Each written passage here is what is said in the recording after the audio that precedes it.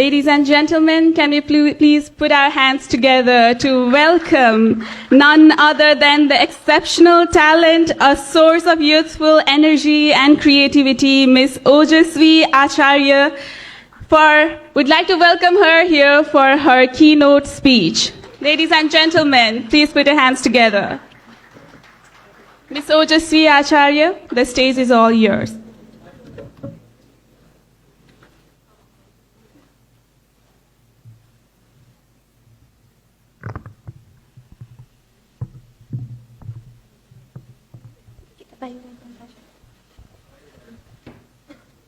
धन्यवाद कार्यक्रमका सञ्चालकज्यू NRNA ICC youth department र पियानोज कमिटीले आयोजना गरेको एनसीसी थाइल्यान्डको आतिथ्यतामा रहेको दोस्रो विश्व युवा सम्मेलनका सभाध्यक्षज्यू, कार्यक्रमका प्रमुख अतिथि, नेपाल सरकारका संस्कृति पर्यटन तथा नागरिक उड्डयन मन्त्री माननीय बद्री पाण्डेज्यू, विशिष्ट अतिथिज्यूहरू, एनआरएनका पदाधिकारीज्यूहरू, नेपाल सरकारका पूर्व मन्त्रीज्यूहरू, उपस्थित सम्पूर्ण युवा साथीहरूमा म श्री दमकडा नमुना माध्यमिक विद्यालय पाल्पाको कक्षा 8 मा अध्ययनरत छात्रा ओजस्वी आचार्यको न्यानो अभिवादन।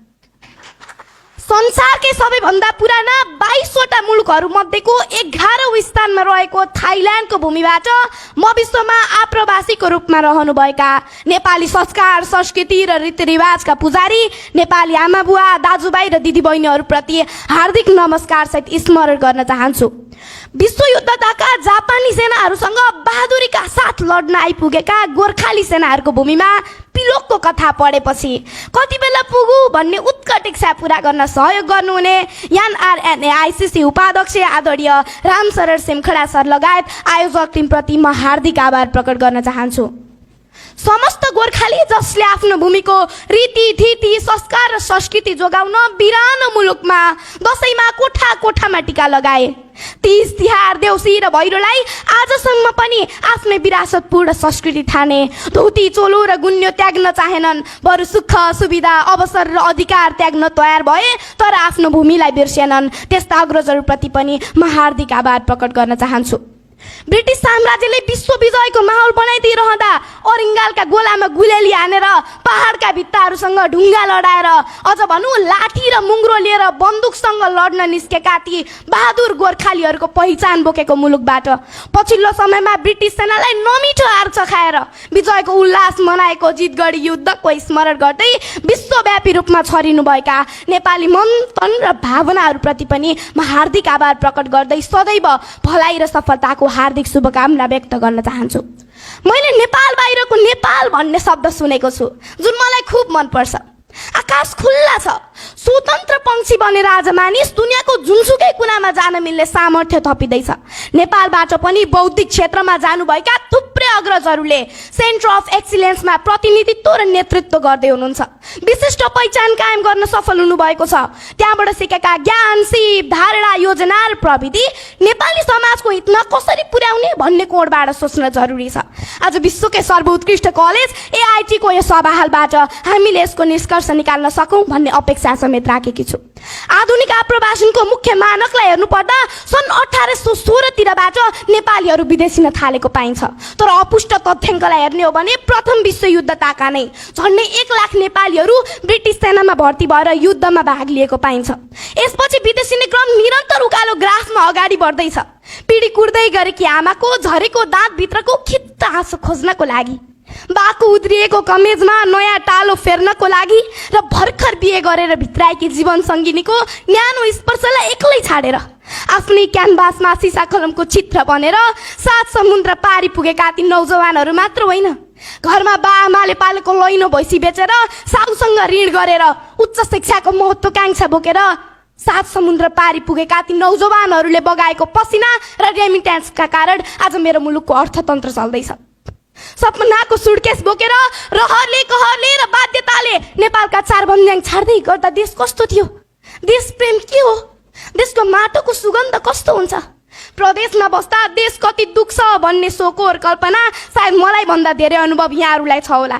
त्यसैले त आज आदरणीय डाक्टर उपेन्द्र महतो, जीवा लामिछाने, शेष घले, बद्री केसी, रामशरण सिमखडा लगायत तमाम तपाई दिन प्रदेशमा बिताउनुहुन्छ तर रात आफ्नो जन्मभूमि कर्मभूमि भन्दा कसरी राम्रो बनाऊ भन्ने सञ्जाल निर्माण गर्नतर्फ बिताउनुहुन्छ। त्यसैले म मेरो मुलुकका नेतृत्वकर्ताहरूलाई हार्दिक आग्रह र अपिल गर्न चाहन्छु, नेपालमा हुने हरेक कार्यक्रम र योजनाहरूमा राज्यभित्र र बाहिर रहेका ती तमाम क्षमतावान व्यक्तिलाई क्रियाशील गराउन सके मात्र देशको लक्ष्य पूरा हुनेछ। त्यसैले गैर आवासीय नेपालीहरूलाई पनि आफ्नै प्रवासमा बसेर लगानी गर्ने वातावरण सिर्जना गर्न म हार्दिक आग्रह र अपिल गर्न चाहन्छु। भूकम्पले देश थिलो थिलो परेको बेलामा प्रदेशमा बगाएको पसिनाको छाक काटेर स्वदेश बनाउन लागि पर्नेहरू, कोभिडले आक्रान्त विश्वमा स्वदेशकै विकासका निम्ति पहल गर्नेहरू, बाढी पहिरो जस्ता विपदमा मात्र होइन हर रात सपनीमा स्वदेशकै कल्पना गर्नेहरू पराइ हुन सक्लान् र? कहिलेकाहीँ हाम्रा देशका नेतृत्वकर्ता विद्वत वर्ग र सामाजिक व्यक्तित्वहरूबाट बहस भएको सुन्छु, नेपालमा बस्ने नेपाली ठुलो कि विदेशमा बस्ने नेपाली ठुलो। म आग्रह गर्न चाहन्छु, कुतीको बाटो हिँडेर काशी पुगिँदैन, त्यसैले यो बहस गर्ने पाटो नै होइन। एकअर्कामा निषेधको कुरा होइन, परिपूरकको कुरा गरौँ, हाम्रो भविष्य समृद्ध हुनेछ। मूल सुकेपछि धारामा जति नै ठुलो बाल्टी राखे पनि बाल्टी पानीले भरिँदैन, त्यसैले संरक्षण मूलको गर्नुपर्छ। सुनफल्ने देशको कथा सुनेर आसाम छिरेका ती पूर्वजका सन्ततिहरू आज पनि नेपाली भाषा नै बोल्छन्, नेपाली संस्कृति नै अपनाउँछन्, नेपाली परम्परामै रमाउँछन्। उनीहरूको देशसँग कुनै गुनासो छैन। केही लिउला र पाउला भन्दा पनि आफ्नो पुर्खा जन्मेको जन्मथलो र कर्मथलो मेरो पनि पहिचान हो भनी विश्व सामु चिनाउन चाहन्छन्। के यति गर्न सक्दैन राज्यले? मेरो बालसुलभ मनस्थितिले मथिङ्गलमा घोचिरहेको छ।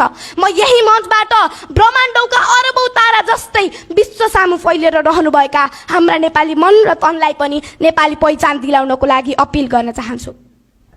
बम र बारुदसँग जवानी साटेका ती अग्रजहरूले जे पाए वा गुमाए, आज तिनैले जन्माइदिएको विरासतमा बसेर म मुलुकलाई लगानी गर्छु भन्नेहरूको लागि वातावरण सिर्जना गर्ने जिम्मा हाम्रै हो। म मुलुकबाट टाढा रहे पनि मुलुकलाई स्मरण गर्न चाहन्छु, मेरो पुर्खाको संस्कार संस्कृति रीति र थितिसँग जोडिन चाहन्छु अनि नवआगन्तुक पुस्तालाई पनि त्यही व्यवहारसँग जोडिने वातावरण सिर्जना गर्छु भन्ने अभियानका साथ समग्र पियानोस परिवारलाई नै देशको गौरव बनाउने अभिलाषा बोक्नु भएको कुमार कार्कीहरूको माग देशले सम्बोधन गर्न सके मात्र देशमा जनशक्तिको खडेरी लाग्दैन जस्तो लाग्छ। म याद दिलाउन चाहन्छु, प्रोफेसर भारत लिम्बुनी जस्ता थुप्रै बौद्धिक र पुराना पुस्ताहरू म नेपाली हो भनेर नेपालको शैक्षिक हितमा लाग्न मान्नुहुन्न जस्तो मलाई लाग्दैन। आज पनि खुसी कार्की जस्ता डान्स युनिभर्सको ताज पहिरन सफल नेपालीहरूलाई नेपालमा आउन जान र निर्भीकताका साथ म नेपाली हो भन्ने वातावरण सिर्जना गर्न सक्यो भने पक्कै पनि विश्व बगैँचामा फुलेका ती सुन्दर फुलहरू भविष्यको नेपाली सुगन्ध हो भन्ने कुरामा कसैको दुमत छैन। भन्नुपर्ने कुरा धेरै छ तर समय अलि छोटो छ, त्यसैले अन्त्यमा ब्रिटिस गोर्खा सैनिक बनेर जोगाएको हाम्रो नेपाली साख अब फेरि विश्वमा प्रभावकारी नेपाली नामहरूले जोगाउने दिन आओस्। विश्वमा प्रगतिको बाटोको खोजीमा निस्केका ती बौद्धिक जमातहरूले आफ्नै धरती सिँगार्ने अवसर पाओस्। म भन्दिनँ पुँजी पैसा मात्र हो भनेर, मेसोपोटामिया र सिन्धु घाटीको सभ्यताले सिकाएको विकास र 18औं शताब्दीको औद्योगिक क्रान्ति पैसामा मात्र आश्रित थिएन।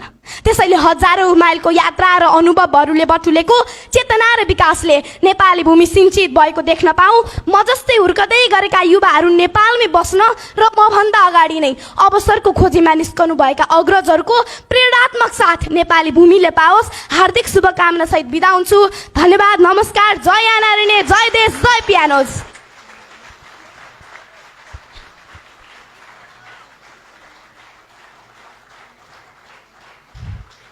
Thank you so much Ojaswi बहिनी, तिमीले धेरै नै मन छुने कुराहरू गर्यौ र आशा गर्छु कि बहिनीले आफ्नो मुखदेखि निकालेको हर एक शब्द यहाँ उपस्थित हुनुभएको सबैजनाले सुन्नुभयो र यो राइट मान्छे जसले चेन्ज लिएर आउन सक्नुहुनेछ हाम्रो देशमा र हाम्रो एनआरएनए अर्गनाइजेसनलाई, उहाँहरू सबैले पनि सुनि यो कुरालाई अपनाउनु हुनेछ र अगाडि बढ्दै एनआरएनए र देशको भविष्यको लागि काम गर्दै अगाडि बढ्ने आशा र भावना राख्नुहुन्छ भन्ने म सोच्दै अगाडि बढ्न चाहन्छु।